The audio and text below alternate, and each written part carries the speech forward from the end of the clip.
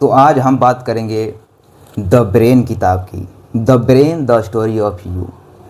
दोस्तों, ब्रेन के ऊपर अब तक लिखा गया सबसे आसान बुक, सबसे इजी बुक। अगर आप अपने ब्रेन को यानी कि दिमाग को समझना चाहते हैं कि आपका दिमाग काम कैसे करता है, आपका दिमाग सोचता कैसे है, आपका दिमाग आपके लाइफ को कैसे सेव कर रहा है, कैसे बना रहा है आपकी लाइफ को, और आपकी लाइफ आपके दिमाग को कैसे सेव कर रही है, और फिर आपका माइंड आपके लाइफ को सेव कर रहा है, और यही लूप कैसे चल रहा है।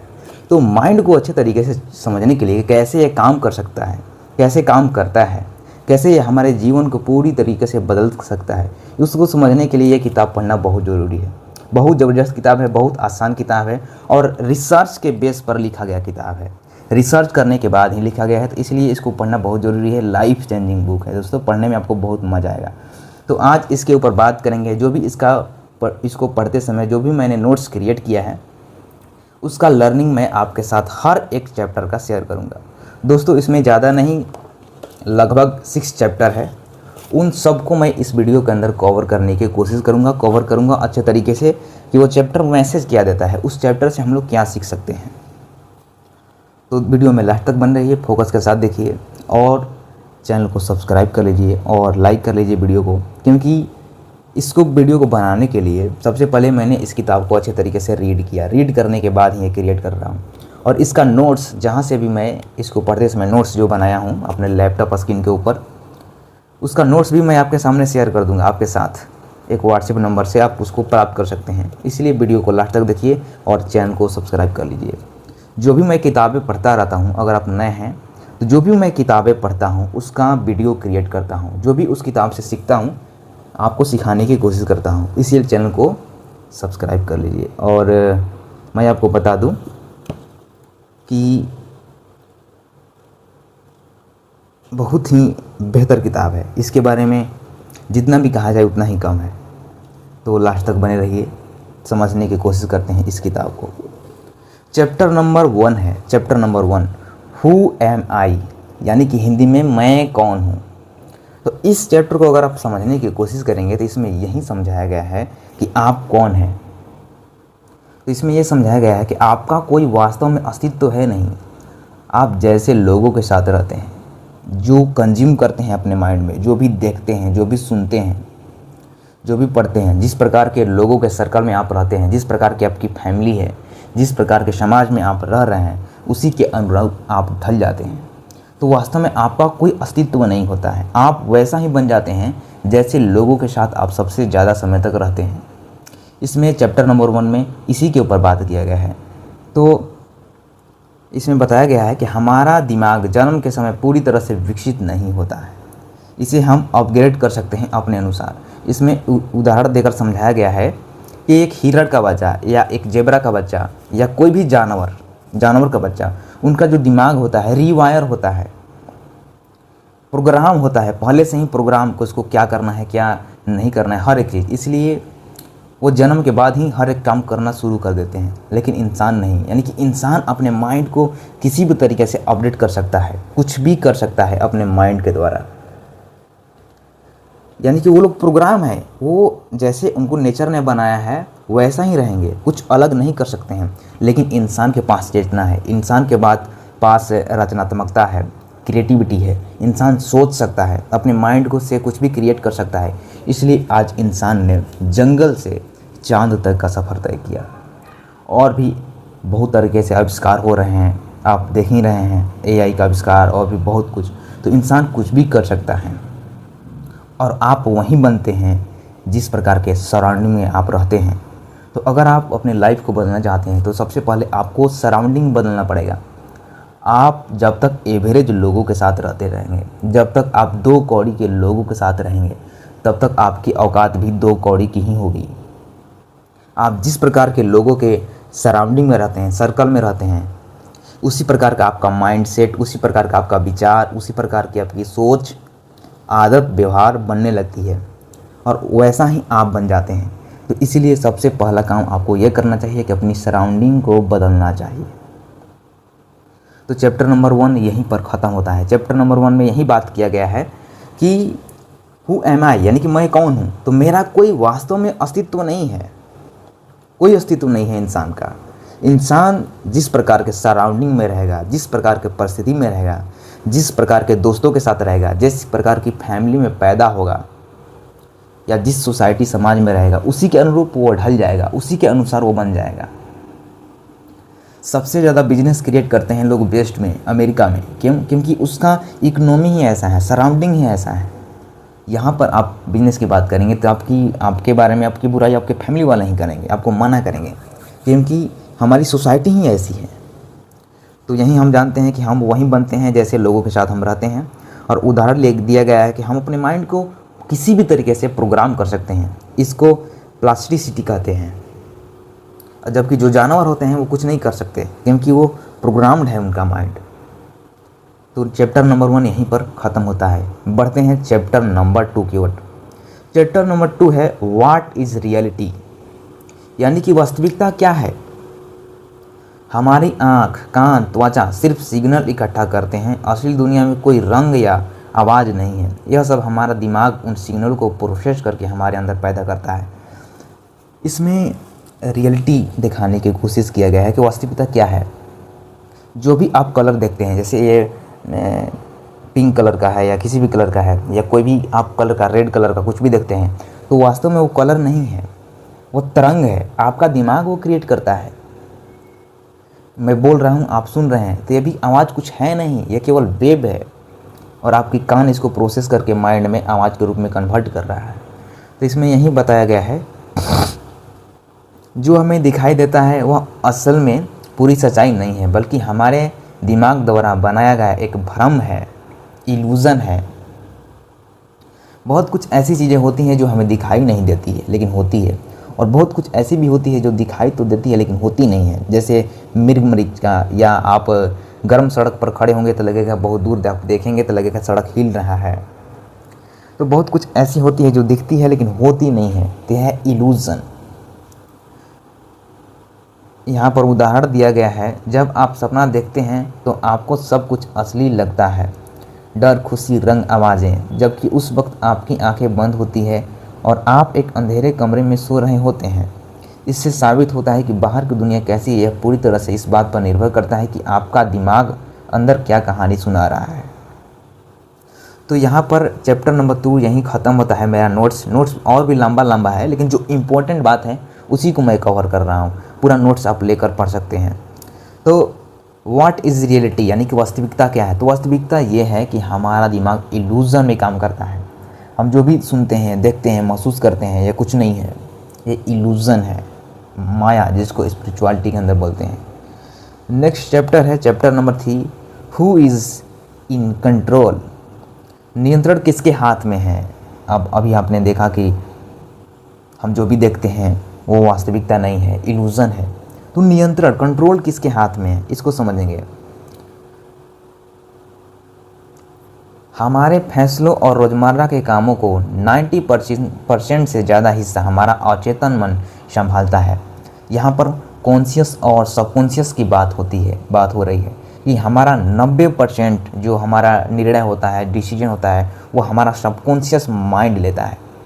हमारे माइंड का केवल 10% हिस्सा ही कॉन्शियस है और 95% हिस्सा सबकॉन्शियस है। कॉन्शियस माइंड वो माइंड जो तर्क करता है, जो क्वेश्चन करता है, जो जागृत है। अभी आप जग रहे हैं, वीडियो को देख रहे हैं, तो इसका आपने निर्णय लिया था, ये कॉन्शियस माइंड के द्वारा लिया, सबकॉन्शियस माइंड के द्वारा। जैसे आपकी धड़कन चल रही है या आप सांसें ले रहे हैं, तो ये सब चीज़ों को सबकॉन्शियस माइंड आपकी कंट्रोल करती है। शुरू समय में ध्यान समझिएगा, शुरुआत समय में जब आप साइकिल चलाना सीख रहे थे तो आप कॉन्शियस माइंड से कर रहे थे, हर एक चीज़ पर आपका ध्यान था, लेकिन बार बार करने से वो चीज़ आपके सबकॉन्शियस माइंड में फिट हो गई है। अब आप बात करते समय साइकिल चला सकते हैं या कुछ भी काम करते समय साइकिल चला सकते हैं, क्योंकि वो प्रोग्राम है सबकॉन्शियस में। तो 90% डिसीजन हमारा सबकॉन्शियस माइंड लेता है। हमारा अचेतन मन यानी कि कॉन्शियस माइंड बहुत छोटा हिस्सा है।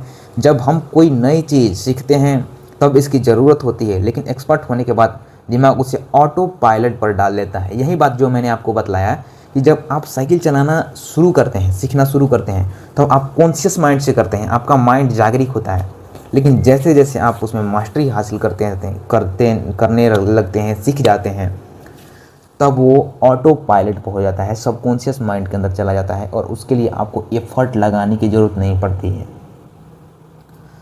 तो यही है कि कंट्रोल हमारे माइंड के अंदर ही है, लेकिन तार्किक मन जो हमारा चेतन मन है उसके पास नहीं है, अचेतन मन के पास है। और अचेतन मन 24 घंटे काम करता है। कोई भी आदत, जब आपकी सिगरेट पीने की आदत हो, मोबाइल चलाने की आदत हो या कोई भी एडिक्शन हो, तो वो एडिक्शन मुश्किल इसलिए लगता है क्योंकि वो आपके सबकॉन्शियस माइंड में रिकॉर्ड हो गया है। तो जो भी चीज़ सबकॉन्शियस माइंड में चल जाती है उसको कंट्रोल करना बहुत मुश्किल हो जाता है।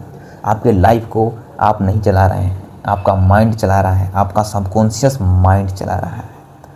नेक्स्ट बढ़ते हैं chapter number 4, how do I decide. अब हम समझेंगे कि मैं फैसले कैसे लेता हूँ, यानी कि हम कोई भी निर्णय कैसे लेते हैं। हमारा दिमाग, यहाँ पर मैं नोट्स देख रहा हूँ तब बात कर रहा हूँ, तो कभी कभी नीचे देखूँगा यानी कि लैपटॉप के स्क्रीन पर, तो आपको कोई प्रॉब्लम नहीं होनी चाहिए। हमारा दिमाग, ताकि कोई भी पॉइंट छूटे नहीं, इसलिए नोट्स सामने लेकर मैं बातें करता हूँ। हमारा दिमाग एक न्यूरोनल पार्लियामेंट की तरह है, जहाँ तार्किक और भावनात्मक हिस्से से आपस में बहस करते हैं। हम कोई भी फैसला सिर्फ लॉजिक से नहीं लेते हैं, उसमें हमारी भावनाएं और शरीर के हार्मोन्स बहुत बड़ी भूमिका निभाते हैं। फैसला लेना असल में दिमाग के अलग अलग हिस्सों के बीच का एक संघर्ष है। यहाँ पर यह कहा रहा है कि फैसला हमारे दिमाग के बीच संघर्ष का है। आप कोई भी निर्णय लेते हैं, जैसे आप निर्णय ले रहे हैं कि मुझे किताब पढ़ना है या रील देखना है या मोबाइल चलाना है, तो हमारे दिमाग के अंदर युद्ध होता है, logical mind and emotional mind. और जो माइंड जीतता है वैसा ही निर्णय आप लेते हैं। अगर बरसों से आपकी आदत है मोबाइल चलाने की, तो आप एक दिन में उसे नहीं छोड़ सकते हैं। आपके पास ऑप्शन है किताब पढूं या मोबाइल चलाऊं, तो आपके दिमाग प्रोग्राम है मोबाइल चलाने के लिए, तो आपका दिमाग कभी भी किताब नहीं उठाएगा, वो हमेशा मोबाइल ही उठाएगा। इसी के ऊपर यहाँ पर बात करने की कोशिश की जा रही है, बात की जा रही है। मान लीजिए आप डाइटिंग पर हैं, एक उदाहरण यहाँ पर दिया गया है। मान लीजिए आप डाइटिंग पर हैं और आपके सामने एक चॉकलेट पेस्ट्री रख दी गई जाए, आपका लॉजिकल दिमाग कहेगा मत खाओ, कैलोरी बढ़ जाएगी। सबकॉन्शियस कह रहा है, कॉन्शियस माइंड कह रहा है कि मत खाओ भाई, तुम्हारी हेल्थ के लिए बढ़िया नहीं है, ज्ञान खुद दे रहे हो। वहीं आपका इमोशनल दिमाग कहेगा कितनी स्वादिष्ट है, और आपकी खाने की आदत है सॉलिड चीज़, तो आप खा लेंगे। ध्यान रखिएगा, जो भी मजबूत होगा उसी की जीत होगी। यानी कि दो कुत्ते भी लड़ेंगे तो जो मजबूत होगा उसी की जीत होगी। तो आपके दिमाग में भी जो मजबूत हिस्सा होगा उसी की जीत होगी। और आप मेडिटेशन के द्वारा अपने दिमाग पर कंट्रोल पा सकते हैं। इसलिए हर रोज़ आपको मेडिटेशन करना चाहिए। और मेडिटेशन की बात हो रही है तो मैं अपना बात थोड़ा सा कर दे रहा हूँ कि मैंने मेडिटेशन के ऊपर 30 डे का लर्निंग चैलेंज बनाया है कि 30 दिन आपको कैसे मेडिटेशन करना है। 30 दिन तक उसमें मैंने गाइड किया है और बहुत कुछ सिखाया है। तो उसका ईबुक लेना चाहते हैं तो व्हाट्सएप नंबर 7739401645 पर मैसेज कीजिएगा, भेज दूंगा। लास्ट में भी आपको व्हाट्सएप नंबर दिख जाएगा। बात कीजिएगा कि मुझे 30 डे का चैलेंज चाहिए, मेडिटेशन के ऊपर मिल जाएगा। चैप्टर नंबर 5 पर आगे बढ़ते हैं। डू आई नीड यू, क्या मुझे आपकी ज़रूरत है? इसमें क्या है, इंसान का दिमाग एक सामाजिक अंग है। हम अकेले रहने के लिए नहीं बने हैं। हमारा दिमाग दूसरों के हाव भाव, दर्द और भावनाओं को समझने के लिए है, हमेशा काम करता रहता है। दूसरों से जुड़ना हमारी मानसिक सेहत के लिए ऑक्सीजन की तरह है। देखिए, इंसान एक सोशल एनिमल है, समाज में आप रहेंगे ही, पर ये निर्णय लीजिए कि किस व्यक्ति के साथ रहना है, कैसे लोगों के साथ रहना है। क्योंकि जैसे लोगों के आप साथ रहेंगे आपका माइंड वैसा ही प्रोग्राम होगा। अगर आप वैसे लोगों के साथ रहते हैं जो एवरेज दिन में 100 गाली 200 गाली देते हैं, अगर आप गाली नहीं भी देते हैं तो 10 दिन 15 दिन के बाद आप गाली देना शुरू कर देंगे। उतना नहीं देंगे लेकिन शुरुआत हो जाएगी। वहीं आप अगर अच्छे लोगों के साथ रहते हैं जो फाइनेंस की बात करते हैं, इन्वेस्टिंग की बात करते हैं, किताबों की बात करते हैं, गोल्स की बात करते हैं, ड्रीम की बात करते हैं, मेडिटेशन, योगा, प्राणायाम की बात करते हैं, लाइफ में जीतने की बात करते हैं, कुछ बड़ा करने की बात करते हैं, तो आप भी बड़ा करने लगेंगे, आप भी बड़ा सोचने लगेंगे, आपका माइंडसेट भी वैसा बनने लगेगा। आप वैसे दोस्तों के साथ रह रहे हैं जो रोज़ सिगरेट पीते हैं अगर आप नहीं भी पीते हैं तो आपकी आदत बन जाएगी धीरे धीरे। तो चुनाव कीजिए खुद से कि आपको क्या बनना है और वैसे लोगों के साथ रहिए। आप में से बहुत सारे लोगों की सवाल होगी कि जो मेरे दोस्त हैं क्या मैं उनको छोड़ दूं? जो आपका बुरा दोस्त है क्या मैं उसको छोड़ दूं? नहीं, छोड़ना नहीं है, लेकिन उसके साथ समय बिताना आप बंद कीजिए, सबसे कम उसको दीजिए। नए लोगों से मिलिए, नए लोगों से बातें कीजिए, नए लोगों से दोस्ती कीजिए, यही बात है। नेक्स्ट और last chapter, who will we be, हम भविष्य में क्या होंगे, यानी कि क्या बनेंगे, हमारा फ्यूचर क्या होगा, अब इसके ऊपर बात होगा। इसमें न्यूरो साइंस के बारे में बात किया गया है, एआई के बारे में बात किया गया है। आज ऐसे एजेंट्स बन चुके हैं जिनकी मदद से जो लोग देख नहीं सकते उनके लिए एक विशेष चश्मा या ग्रिड उनकी जीभ या त्वचा पर सिग्नल भेजता है और उनका दिमाग उस स्पर्श को इमेजन में बदल सकता है। यानी कि इसमें बात करते हैं, साइंस की बात होती है थोड़ा सा। तो ये थी दोस्तों द ब्रेन की समरी, या कह लीजिए मेरा नोट्स, जो भी मैंने पढ़ते समय नोट्स बनाया है, मेरा नोट्स। एक लाइन में इसको समराइज मैं करूं तो मैं यही कहूँगा कि इसमें यही बताया गया है कि हम जैसे लोगों के साथ रहते हैं, जैसे समाज में रहते हैं, जैसे फिल्म देखते हैं, जैसी किताबें पढ़ते हैं, हमारे दोस्त जैसे हैं, उनका आदत व्यवहार, उनका थिंकिंग आपके माइंड को इम्पेक्ट डालती है, आपके माइंड पर असर डालती है। और जैसा आपका माइंड बनता है आपकी पूरी लाइफ भी वैसी बन जाती है, और जैसी आपकी लाइफ बन रही है वैसा भी आपका माइंड बन रहा है, और ये लूप में आप पड़ जाएंगे। आपकी लाइफ को सेव करेगा आपका माइंड, आपके माइंड को सेव करेगा आपका लाइफ, और इसी लूप में आप फंस कर रह जाएंगे। तो इसको बदलना चाहते हैं तो सबसे पहला शुरुआत ये कीजिए कि अपने सराउंडिंग को बदलिए। जैसे लोगों के साथ रहते हैं वैसे लोगों के साथ रहना बंद कीजिए। अगर वो अच्छे हैं, अगर वो विकास के बारे में सोचते हैं, सफलता के बारे में सोचते हैं, आगे बढ़ने के बारे में सोचते हैं, जीवन में कुछ बड़ा करने के बारे में सोचते हैं, तो आप अच्छे संगत में हैं। अगर वो आपको मोटिवेट कर रहे हैं तो आप अच्छे संगत में हैं। अगर वो लर्निंग माइंडसेट के हैं, हमेशा कुछ सीखते रहते हैं, तो आप अच्छे संगत में हैं। लेकिन अगर ऐसा नहीं है तो आप अच्छे संगत में नहीं हैं, और आपके लिए गुड निर्णय यही रहेगा, गुड डिसीजन यही रहेगा कि उनके साथ रहना बंद कर दीजिए। मैं ये नहीं कर रहा हूँ कि दोस्ती बंद कर दीजिए, लेकिन उनके साथ रहना बंद कर दीजिए। तो ये थी दोस्तों द ब्रेन की समरी। मिलते हैं किसी और वीडियो में, तब तक के लिए आपका बहुत बहुत धन्यवाद। चैनल को सब्सक्राइब कर लीजिए, जो भी मैं किताब पढ़ रहा हूँ उसका समरी आपको मिलता रहेगा, और व्हाट्सएप नंबर आपको दिख रहा होगा, मैसेज कीजिए, ले लीजिए। ई बुक बहुत ज़बरदस्त है, पढ़ने में आपको बहुत मज़ा आएगा। धन्यवाद।